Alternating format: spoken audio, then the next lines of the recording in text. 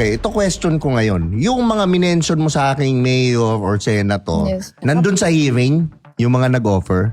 Nandun. Nandun? Oo, nandun syempre. Nako, Kasi may mga viral videos din naman na umiikot before. Tingnan natin. May video sa bar. May mga babae, may picture taking, may partying. Na pwedeng gamitin ng tao para husgahan ang judgment ng isang public figure.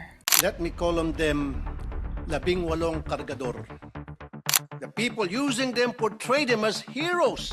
God damn. Na itong 18 kargador, bayani daw po sila. Sino ba itong 18 kargador ng mga maleta?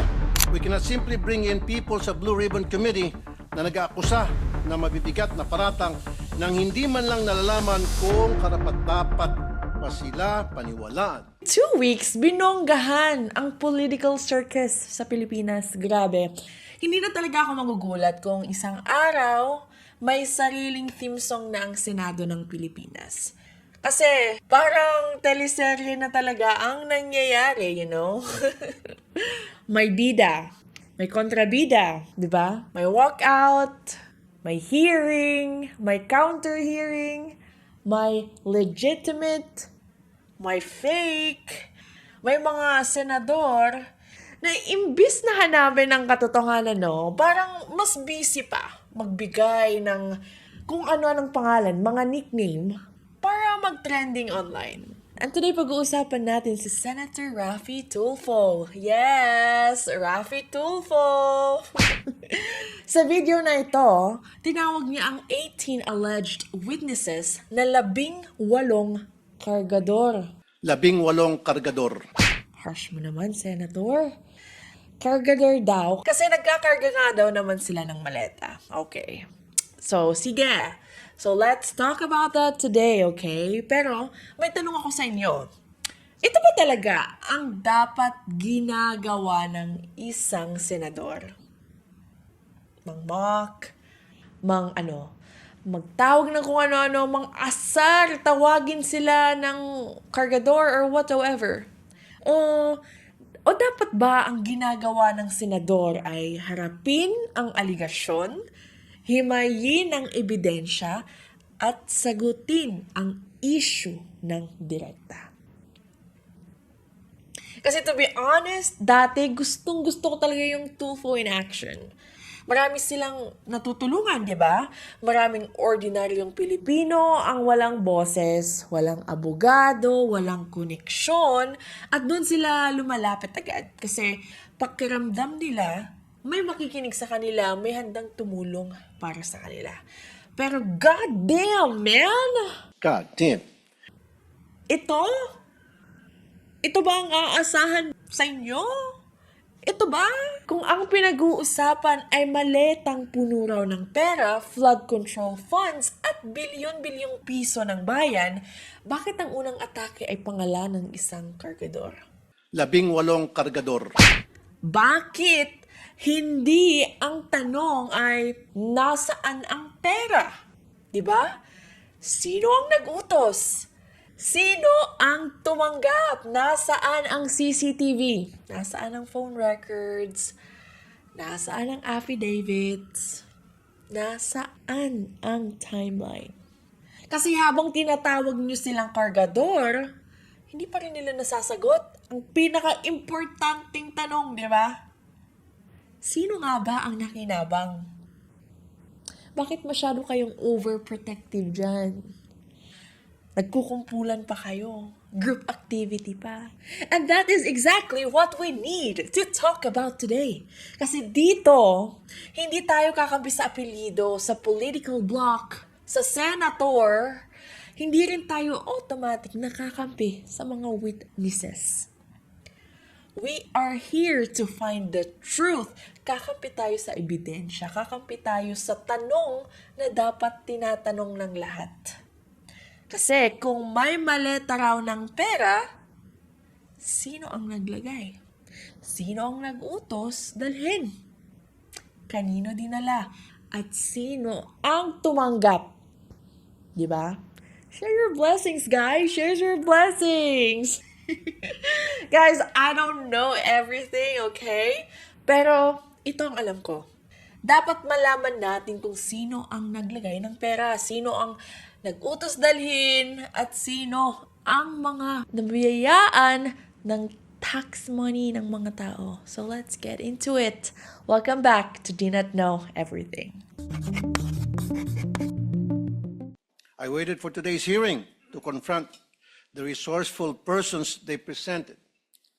Let me call on them 18 kargador. Kasi nga po, nagkakarga sila ng mga mali-maletang pera, sabi nga nila. Yun po talagang trabaho nila, taga-bitbit, taga-karga ng maleta.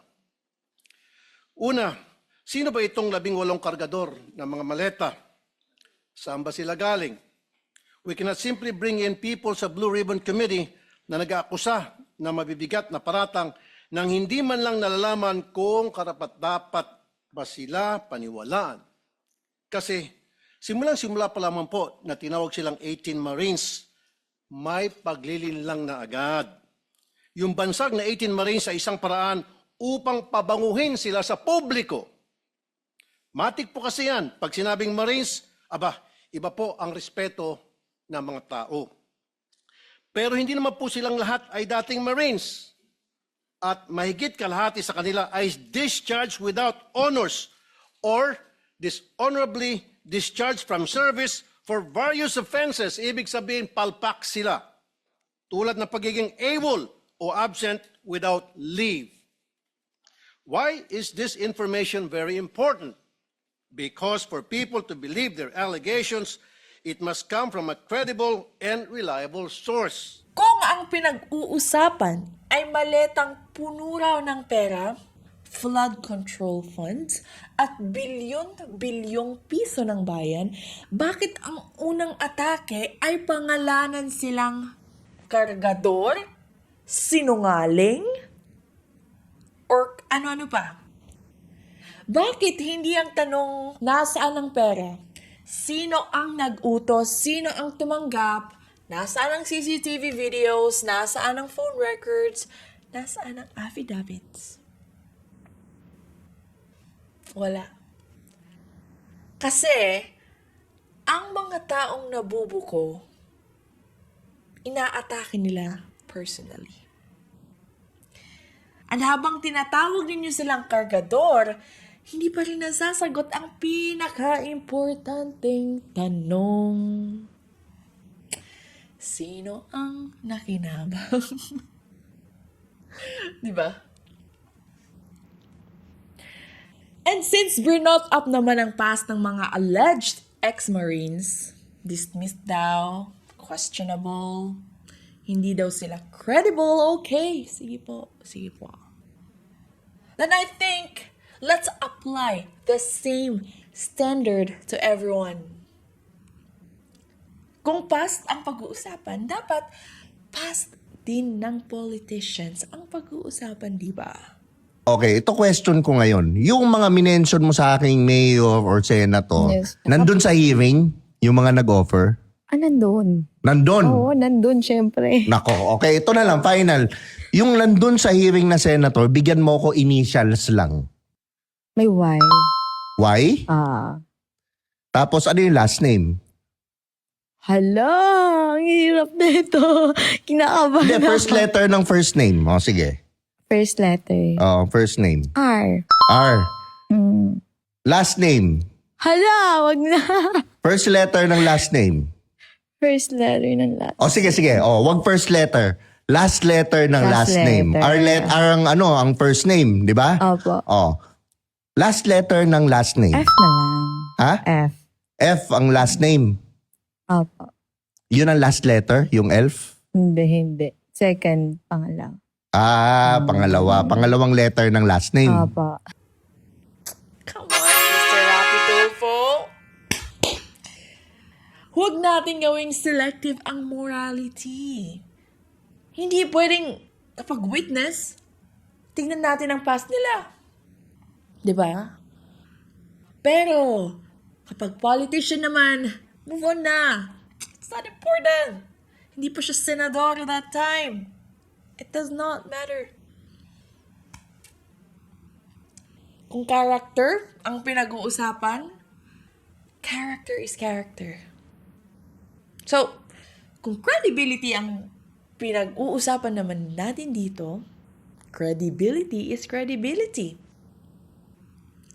They showed all the evidence, diba? So kung past behavior can be used to question a witness, then past behavior can also be used to question a politician. You cannot have two standards. Hindi pwedeng ang ordinaryong tao lang ang sisilipin. Hindi pwedeng ang witness lang ang hahanapan ng baho. Diba? It's a double standard, Mr. Rafi Tulfo. Hindi pwedeng ang maliit na tao lang i-cross-examine sa public. Dapat patas. Same standard and same accountability. Make it make sense. Come on. And now for all that photos, the videos, the claims, and statements na ipinakita or pinag-uusapan sa public, hindi pwedeng ang sagot lang ay insulto. Hindi naman pwedeng ganon. Idol? Hindi pwedeng kargador lang. Idol? Kung mali sila, prove it. Idol? Kung nagsisinungaling sila, expose them. Idol? Kung may inconsistency, ilabas.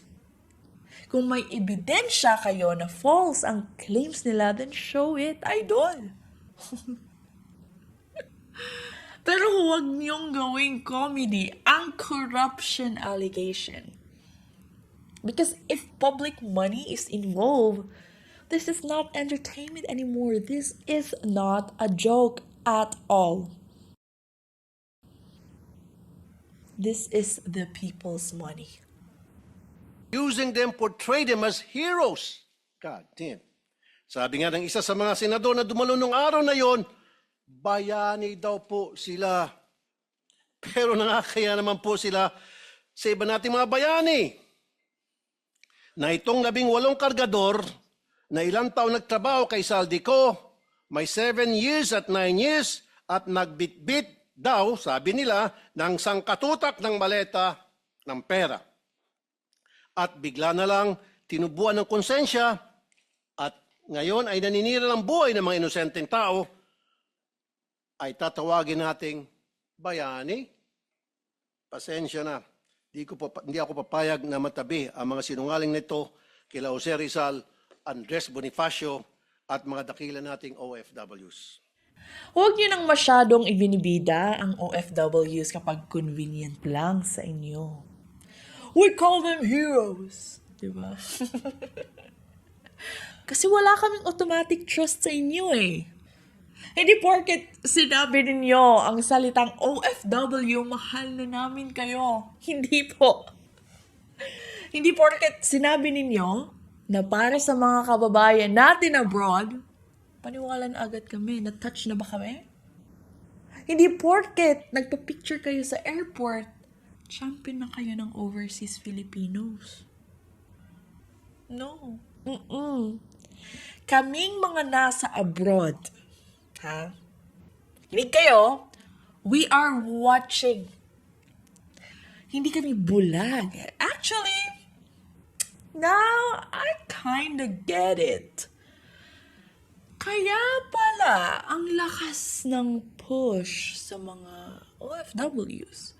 Kaya pala, gustong-gustong kunin ang trust ng mga Pilipino abroad. Kasi malaking audience yan. Malaking influence yan. Malaking political network yan. Mahigit 2 million ang OFWs based on official statistics. And kahit hindi lahat registered voters, so huwag tayong magpanggap na maliit ang influence niyan.